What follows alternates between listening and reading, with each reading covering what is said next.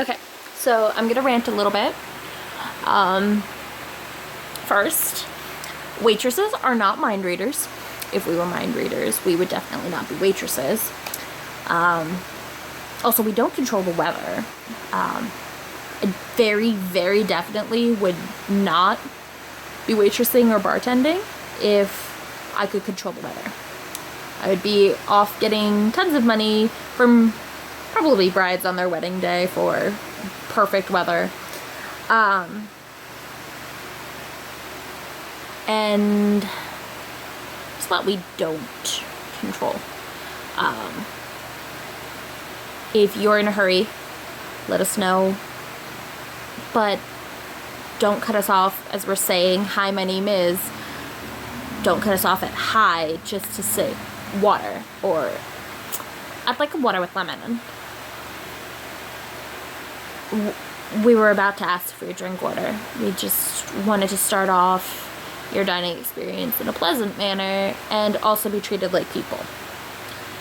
It seems like it's a pretty high expectation to be treated like a person when you are a waitress, because people assume that you are beneath them, that you are stupid, that any number of stereotypes people make about waitresses. Also that it's just waitresses. There are waiters too. It's not just, oh, she's a dumb woman, let's have her serve food and treat her like garbage. No, there are men who wait tables as well. And it's not usually, it is actually never the first choice. If we're waiting on tables, it's because something else didn't work out and we needed something where we could make money that had reasonably flexible hours. While we look for other employment or go to school or whatever else it is we're doing. So don't treat us like the dirt beneath your feet. A really fun example, I was almost blown away by it actually. The other day, we had some storms blow through Pennsylvania, actually all of the East Coast really, but I'm specifically in Pennsylvania, and it was pouring, and this couple comes in to the restaurant I work at, and they come in from outside, and the husband and wife put down their umbrellas, and the husband says, I want to eat outside. And the wife is like, no, I don't want to do that. And he's like, no, let's go look. There's one covered section that is reasonably protected from the elements, but you'll still be outside in the wind and rain. And the husband says, oh, no, I want to sit outside. The wife says, no, that would be ridiculous and unfair. And he says, unfair to who? I want to sit outside. And she says, I don't want to walk out into the rain. You're a waitress certainly won't want to. So I'm not going to make a waitress serve us outside in the rain.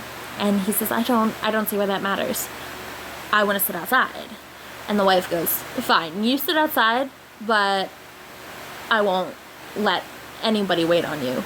You will not get food or anything. I nearly cried. I was so impressed by this woman.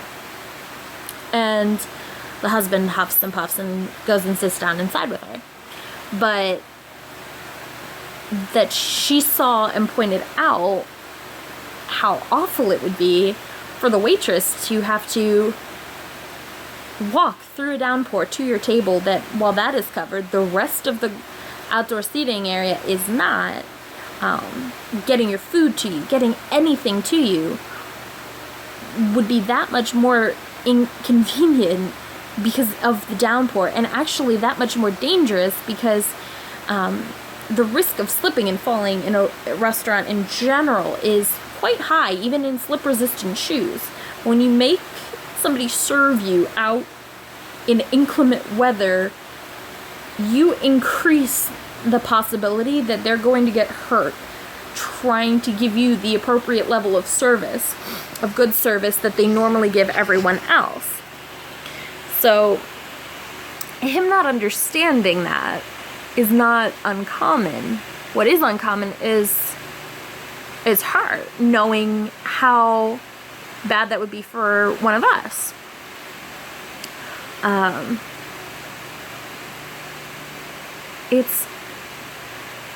It's always so shocking for us when we're treated like people, that because it happens so rarely. Like, we're used to being treated like we did something wrong, and that's how we ended up as a server. That's not the case. It's just things don't always work out the way you want them to, and serving is hard work and a lot of work, but can be very financially rewarding. I mean, not based off of our hourly rate. In the state of Pennsylvania, we make $2.83 an hour.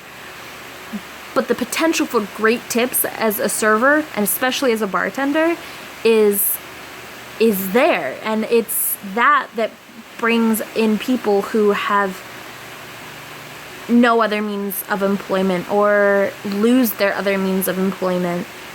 You get a job as a server in the meantime, and it almost helps. But even those of you that make 10, 15, 20 and more dollars an hour know how difficult it is to live on your hourly rate in the state of Pennsylvania and America in general. It is so expensive to live here. And $2.83 an hour certainly doesn't cut it. So we definitely need tips. And I'm not saying tip for poor service, but if you have poor service, say something to the manager, and it can be corrected.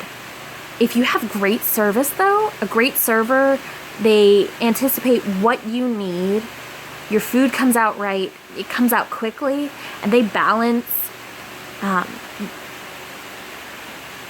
keeping an eye on you and your needs, and giving you the opportunity to enjoy time with your family without it being interrupted and without hovering. Tip them well. It's not that much to ask. Treat us like people and tip us appropriately for your service that you receive. Like, it's not that difficult. And if something is wrong, say something. If I come over and I say, "How is everything?" and you look at the table and don't make eye contact and say nothing, how am I supposed to know that you don't like your sandwich?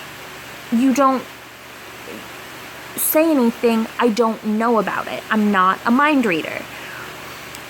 And I can't fix it if you say nothing.